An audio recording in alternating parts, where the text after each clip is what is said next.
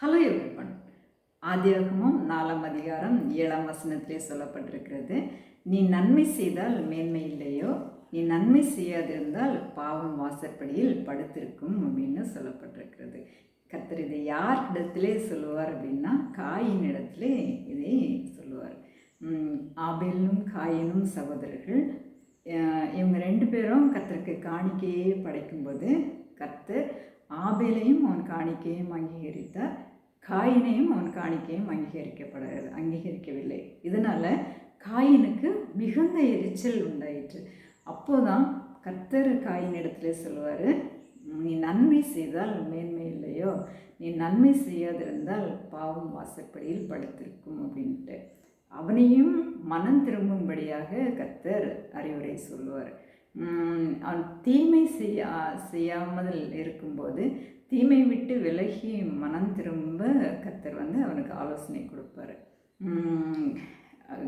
நன்மையை நீ செய்யும்போது, நல்ல காரியங்களை நீ செய்யும்போது நன்மையானது பின்தொடரும். நீ தீமை செய்தால் அந்த தீமை உன்னை பின்தொடரும்.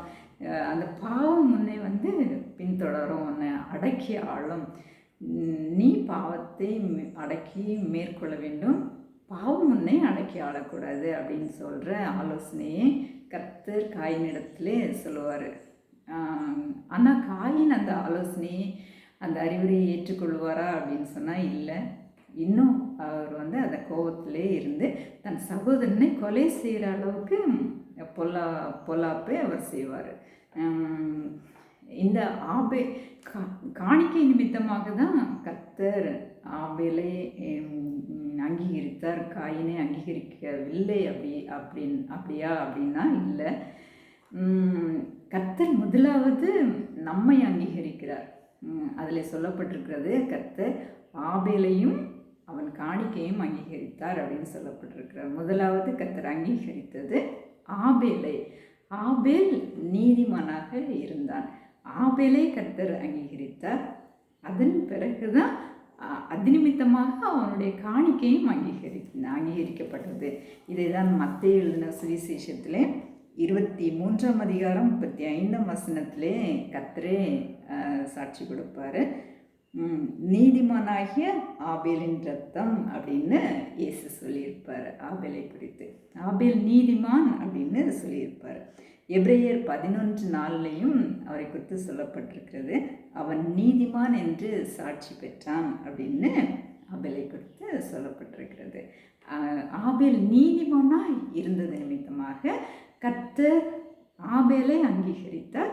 அது நிமித்தமாக அவனுடைய காணிக்கையும் கர்த்தர் அங்கீகரித்தார். ஆனால் காயின் பொல்லாதவனாய் இருந்ததுனால கர்த்தர் காயினை அங்கீகரிக்கவில்லை. அது நிமித்தமாக அவனுடைய காணிக்கையும் அவன் காணிக்கையும் அங்கீகரிக்கப்படவில்லை. இதுதான் 1 யோவான் 3ஆம் அதிகாரம் 12ஆம் வசனத்திலே சொல்லப்பட்டிருக்கிறது. பொல்லாங்கனால் உண்டாயிருந்து தன் சகோதரனை கொலை செய்த காயினை போல் இருக்க வேண்டாம். அவன் எது நிமித்தம் அவனை கொலை செய்தான்? தன் கிரியைகள் பொல்லாதவைகளும் தன் சகோதரனுடைய கிரியைகள் நீதியுள்ளவைகளுமா இருந்தது நிமித்தம் தானே. காயின் பொல்லாதவனாய் இருந்தான் அப்படின்னு சொல்லப்பட்டிருக்கிறது. அவன் பொல்லாதவனாய் இருந்ததுனால தான் அவன் தன் சகோதரனை கொலை செய்தான். அவன் பொல்லாதவனாய் இருந்ததுனால தான் கர்த்தர் காயினை அங்கீகரிக்கவில்லை. காயினை அங்கீகரிக்காதது நிமித்தமாக தான் அவனுடைய காணிக்கையும் அங்கீகரிக்கப்படவில்லை. கர்த்தர் அவனுக்கு அந்த பொல்லாத வழியை விட்டு விலகும்படி, மனம்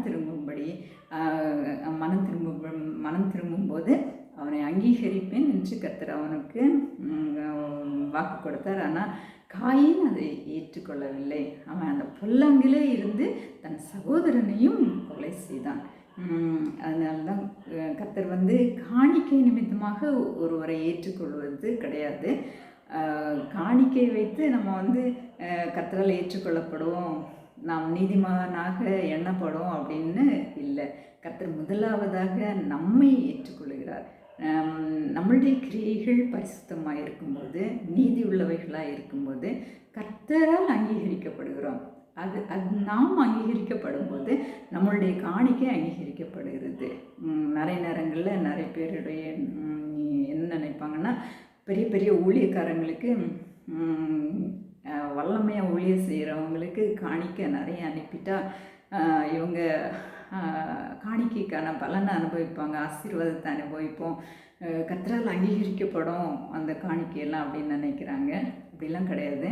எந்த பெரிய ஊழியக்காரங்களுக்கு நீங்கள் அனுப்பினாலும் எதை நீங்கள் செஞ்சாலும் நீங்கள் நீதிமானாக இல்லாத போது, கர்த்தருடைய பிரியமான ஒரு வாழ்க்கை வாழாமல் இருக்கும்போது உங்களுடைய காணிக்கையை அங்கீகரிக்கப்படாது. நீங்களும் அங்கீகரிக்கப்பட மாட்டீங்க, உங்களுடைய காணிக்கை அங்கீகரிக்கப்படாது. நீங்கள் எவ்வளோ காணிக்கை கொடுத்தாலும், எவ்வளோ ஒரு பெரிய பெரிய ஊழியக்காரங்களுக்கு கொடுத்தாலும், நீங்கள் பெரிய பெரிய ஊழியங்களை தாங்கினாலும் உங்களுடைய காணிக்கை காயினுடைய காணிக்கையை போல் அது அங்கீகரிக்கப்படாதது தான் இருக்கும். முதலாவது உங்களை சரி பண்ணிக்கோங்க. நீங்கள் உங்களுடைய பொல்லாத வழிகளை விட்டு திரும்புங்க. முதலாவது நீங்கள் அங்கீகரிக்கப்படும் போது மட்டும்தான் உங்களுடைய காணிக்கையும் அங்கீகரிக்கப்படும். இதை தான் கர்த்தர் காயினிடத்திலே சொல்லியிருக்கிறார். நீ நன்மை செய்தால் மேன்மை இல்லையோ, நீ நன்மை செய்யாதிருந்தால் பாவம் வாசப்படியிலே படுத்திருக்கும். நீ பாவத்தையே செஞ்சுக்கிட்டே இருந்தீன்னா அந்த பாவம் உன்னை பின்தொடரும், அது உன்னை ஆட்கொள்ளும். நீ அதை மேற்கொள்ளும்போது மட்டும்தான், அதை நீ தாண்டி நல்ல வழியில் உன்னை கொண்டு வரும்போது மட்டும்தான், நீ கர்த்தருக்கு உகந்த ஒரு வாழ்க்கை வாழும்போது மட்டும்தான் கர்த்தர் உன்னை அங்கீகரிக்கிறார், உன்னை காணிக்கை அங்கீகரிக்கிறார். இது அந்த நீ கர்த்தருக்கு பிரியமான வாழ்க்கை வாழாத போது நீ என்ன ஒரு வேஷம் போட்டாலும், நீ என்ன ஒரு பெரிய காணிக்கை கொடுத்தாலும் அது எதுவுமே அங்கீகரிக்கப்படாததாக தான் இருக்குது. கர்த்தருக்கு முன்பாக நீ பொல்லாதவனாக தான் இருந்துட்டுருக்கீங்க. அதனால் இந்த நாளில் நாம் எப்படி இருக்கிறோம் அப்படின்றத யோசித்து பார்த்து நம்மளே நம்ம சரி பண்ணிக்கொள்ள அழைக்கப்படுகிறோம்.